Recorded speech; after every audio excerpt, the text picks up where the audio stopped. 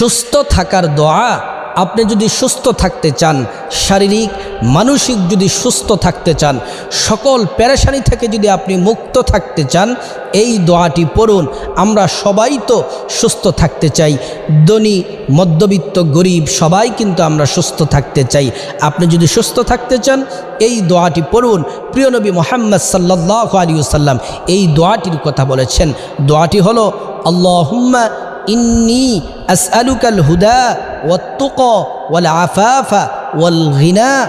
যারা অসুস্থ আছেন আপনারা দোয়াটি পড়ুন, আল্লাহ তাআলা আপনাকে সুস্থ করবেন।